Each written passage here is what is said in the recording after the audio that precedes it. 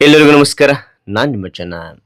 ಈ ಒಂದು ವಿಡಿಯೋದಲ್ಲಿ 8ನೇ ತರಗತಿ ಸಿರಿ ಕನ್ನಡ ಪ್ರಥಮ ಭಾಷಾ ಕನ್ನಡ ಪಠ್ಯಪುಸ್ತಕ ಇದು ಭಾಗ 1 ಪುಸ್ತಕ. ಇದು ಈ ಒಂದು ಭಾಗ 1 ಪುಸ್ತಕದೊಳಗೆ ಇಲ್ಲಿ ಪರಿವಿಡಿ ನೋಡಿದರೆ ಗದ್ಯ ಭಾಗದಲ್ಲಿ ಬರ್ತಕ್ಕಂಥ ಎಲ್ಲ ವಿಡಿಯೋಗಳು, ಪದ್ಯ ಭಾಗದಲ್ಲಿ ಬರ್ತಕ್ಕಂಥ ಎಲ್ಲ ವಿಡಿಯೋಗಳು ಪುಟ್ ಪುಟ್ಟದಾಗಿ ನಿಮಗೆ ಉತ್ತರಗಳು ನೀಡ್ತಾ ಹೋಗಿದ್ದೇನೆ. ರೈಟ್. ಅದಾದ ನಂತರ ಇಲ್ಲಿ ಪಠ್ಯಪೂರಕ ಅಧ್ಯಯನದಲ್ಲಿ ಇಲ್ಲಿ ಮಗಳಿಗೆ ಬರೆದ ಪತ್ರ ಅಂತಿದೆ. 3ನೇ ಒಂದು ಪಠ್ಯಪೂರಕ ಅಧ್ಯಯನ ಮಗಳಿಗೆ ಬರೆದ ಪತ್ರ. ಇದು ಇಲ್ಲಿ ಮೂಲ ಎದರಿಂದ ಬಂದಿರತಕ್ಕಂಥದ್ದು ಅಂದ್ರಿಗಿನ ಜವಾಹರ್ಲಾಲ್ ನೆಹರು. ಇದನ್ನ ಅನುವಾದ ಯಾರು ಮಾಡಿದ ಅಂದ್ರಿಗಿನ ತೀತಾ ಶರ್ಮಾ ಅವರು, ಸಿದ್ದನಹಳ್ಳಿ ಕೃಷ್ಣ ಶರ್ಮಾ ಅವರು ಮಾಡಿರ್ತಕ್ಕಂಥದ್ದು. ಹಾಗಾದ್ರೆ ಇಲ್ಲಿ ಈ ಒಂದು ಅಧ್ಯಯನದಲ್ಲಿ ಬರ್ತಕ್ಕಂತಹ ಅಭ್ಯಾಸ ಬಗ್ಗೆ, ಕೃತಿಕಾರರ ಪರಿಚಯದ ಬಗ್ಗೆ ಎಲ್ಲವನ್ನೂ ನಾನು ತಿಳಿಸ್ತಾ ಹೋಗ್ತೇನೆ. ರೈಟ್. ಹಾಗಾದ್ರೆ ಈ ಎಲ್ಲ ವಿವರಣೆ ಅಂತಕ್ಕಂಥ ನಿಮಗೆ ಇಷ್ಟವಾಯ್ತು. ಇಷ್ಟವಾದ್ರೆ ಒಂದು ಲೈಕ್, ನಿಮ್ದು ಲೈಕ್ ಅನೇಕ ವಿಡಿಯೋ ತಿಳಿದು ಪ್ರೋತ್ಸಾಹ ತುಂಬ ಸಿಗುತ್ತೆ. ಇನ್ನೊಬ್ರು ಶೇರ್ ಸಾಧ್ಯ. ಇಂಥ ಅನೇಕ ವಿಡಿಯೋ ಚಾನಲ್ ಸಬ್ಸ್ಕ್ರೈಬ್ ಆಗಿ. ಹಾಗೆಯೇ ನಿಮಗೆ ಯಾವ ಒಂದು ಅಧ್ಯಯನ ಅಭ್ಯಾಸ ಬೇಕಂತೇಳಿ ಕಾಮೆಂಟ್ ಮಾಡಿ.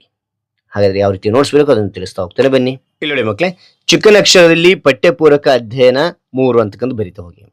ಆ ನಂತರ ಈ ಒಂದು ಅಧ್ಯಯನ ಒಂದು ಹೆಸರಿದೆಯಲ್ಲ, ಮಗಳಿಗೆ ಬರೆದ ಪತ್ರ ಅಂತಕ್ಕಂಥ ದಪ್ಪನ ಅಕ್ಷರದಲ್ಲಿ ಬರೆದುಕೊಳ್ಳಿ, ಅಂಟಲ್ ಮಾಡಿ. ಅದಾದ ನಂತರ ಈ ಒಂದು ಅಧ್ಯಯನದ ಅಭ್ಯಾಸ ಯಾವತ್ತು ಬರ್ತಿರ್ತಾರೆ ಆ ಡೇಟ್ ಅನ್ನಲ್ಲಿ ಬರಿತಾ ಹೋಗಿ.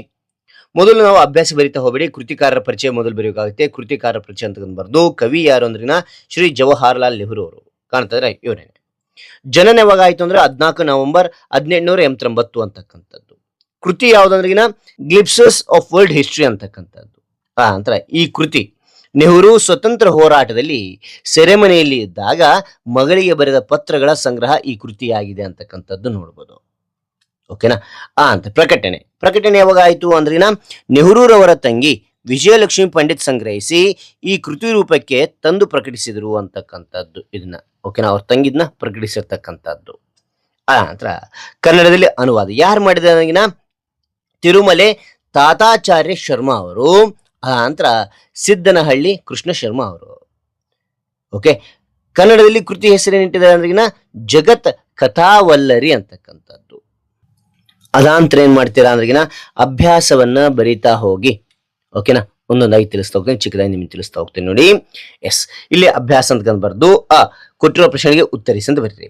ಮೊದಲನೇ ಪ್ರಶ್ನೆ ಇದೆ, ಈ ಪತ್ರವನ್ನು ನೆಹರೂರವರು ಯಾರಿಗೆ ಬರೆದಿದ್ದಾರೆ? ಯಾರಿಗೆ ಬರೆದ್ರು ಅಂದ್ರಿನ ಉತ್ತರ, ಈ ಪತ್ರವನ್ನು ನೆಹರೂರವರು ತಮ್ಮ ಮಗಳಾದ ಇಂದಿರಾ ಪ್ರಿಯದರ್ಶಿನಿಗೆ ಬರೆದಿದ್ದಾರೆ ಅಂತಕ್ಕಂಥದ್ದು ನೋಡ್ತೇವೆ. Okay, right. ಎರಡನೇ ನೋಡಿ, ಹುಯನ್ ಸಾಂಗ್ ಭರತ ಖಂಡಕ್ಕೆ ಏಕೆ ಬಂದನು ಅಂತ ಕೇಳಿದರೆ ಉತ್ತರ, ಜ್ಞಾನಾರ್ಜನೆಗಾಗಿ, ವಿವೇಕ ಸಾಧನೆಗಾಗಿ ಹುಯನ್ ಸಾಂಗ್ ಭರತ ಖಂಡಕ್ಕೆ ಬಂದನು ಅಂತಕ್ಕಂಥದ್ದು ನೋಡ್ತೇವೆ. ನಂತರ ಮೂರನೇ ಪ್ರಶ್ನೆ ಏನ್ ಕೇಳಿದಾರೆ ಇಲ್ಲಿ ಅಂದ್ರಿಗಿನ ನಲಂದಾ ವಿಶ್ವವಿದ್ಯಾಲಯವು ಎಲ್ಲಿತ್ತು ಅಂದ್ರಿಗಿನ ಉತ್ತರ, ನಲಂದಾ ವಿಶ್ವವಿದ್ಯಾಲಯವು ಪಾಟಲಿಪುತ್ರದ ಬಳಿ ಇತ್ತು, ಈಗ ಅದನ್ನು ಪಾಟ್ನಾ ಎಂದು ಕರೆಯುವರು ಅಂತಕ್ಕಂಥದ್ದು ನೋಡ್ತೇವೆ. ಓಕೆನೆ. ಇಷ್ಟು ಬರೆದ್ರು ಓಕೆನೆ. ಪಾಟಲಿಪುತ್ರ ಬಳಿ ಇತ್ತು ಅಂತ ಇಷ್ಟು ಬರೆದ್ರು ಓಕೆನೆ. ಓಕೆನಾ ಮಕ್ಕಳೇ.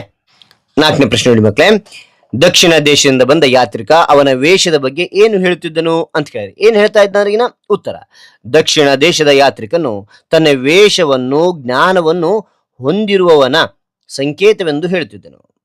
ತಾಮ್ರದ ರೇಖುಗಳನ್ನು ಬಿಗಿಸದಿದ್ದರೆ ಹೊಟ್ಟೆ ಬಿರಿದು ಹೋಗುತ್ತದೆ ಎಂದು ಅಜ್ಞಾನಿಗಳಿಗಾಗಿ ತನ್ನ ನೆತ್ತಿಯ ಮೇಲೆ ಜ್ಞಾನದ ದೀಪವನ್ನು ಹೊತ್ತಿದ್ದೇನೆಂದು ಹೇಳುತ್ತಿದ್ದನು ಅಂತಕ್ಕಂಥ ನೋಡ್ತೇವೆ. ಐದನೇ ಪ್ರಶ್ನೆ ನೋಡಿ, ಬಾಪೂಜಿಯವರ ವ್ಯಕ್ತಿತ್ವದ ಬಗ್ಗೆ ನೆಹರೂರವರು ಏನು ಹೇಳಿದ್ದಾರೆ ಅಂದ್ರಿಗಿನ ಉತ್ತರ, ಬಾಪೂಜಿಯವರ ವ್ಯಕ್ತಿತ್ವ ಪ್ರಶಂಸನೀಯವಾದುದು. ಸೆರೆಮನೆಯಲ್ಲಿದ್ದರೂ ಅವರ ಸಂದೇಶ ಯಕ್ಷಣೀಯ ದೇಶದ ಕೋಟ್ಯಾನುಕೋಟಿ ಭಾರತೀಯರ ಹೃದಯವನ್ನು ಸೂರೆಗೊಂಡಿದೆ ಎಂದು ಬಾಪೂಜಿಯವರ ವ್ಯಕ್ತಿತ್ವದ ಬಗ್ಗೆ ನೆಹರೂರವರು ಹೇಳಿದ್ದಾರೆ ಅಂತಕ್ಕಂಥ ನೋಡ್ತೇವೆ. ಓಕೆ. ಆರನೇ ಪ್ರಶ್ನೆ, ತೆರೆಮರೆಯಲ್ಲಿ ಕೆಲಸ ಮಾಡಿದರೆ ಯಾವ ಅರ್ಥ ಬರುತ್ತದೆ ಅಂದ್ರಿಗಿನ ಉತ್ತರ, ತೆರೆಮರೆಯಲ್ಲಿ ಕೆಲಸ ಮಾಡಿದರೆ ಭಯವಿದೆ ಎಂಬ ಅರ್ಥ ಬರುತ್ತದೆ ಅಂತಕ್ಕಂಥದ್ದು ನೋಡ್ತೇವೆ. ಓಕೆನಾ. ಹಾಗಾದ್ರೆ ಈ ಎಲ್ಲ ಮಾಹಿತಿ ಅಂತಕ್ಕಂಥ ನಿಮಗೆ ಇಷ್ಟವಾದ್ರೆ ಒಂದು ಲೈಕ್, ನಿಮ್ದು ಲೈಕ್ ಅನೇಕ ವಿಡಿಯೋ ತಲುಪಲು ಪ್ರೋತ್ಸಾಹ ತುಂಬ ಸಿಗುತ್ತೆ. ಇನ್ನೊಬ್ರಿಗೂ ಶೇರ್ ಮಾಡಲು ಸಾಧ್ಯ. ಇಂಥ ಅನೇಕ ವಿಡಿಯೋ ಚಾನಲ್ ಸಬ್ಸ್ಕ್ರೈಬ್ ಆಗಿ. ಮತ್ತೊಂದು ಹೊಸ ವಿಷಯದೊಂದಿಗೆ ಮತ್ತೊಂದು ಹೊಸ ವಿಡಿಯೋದಿಂದ ಭೇಟಿ ಆಗ್ತೇನೆ. Thank you for watching. Bye ಮಕ್ಕಳೇ.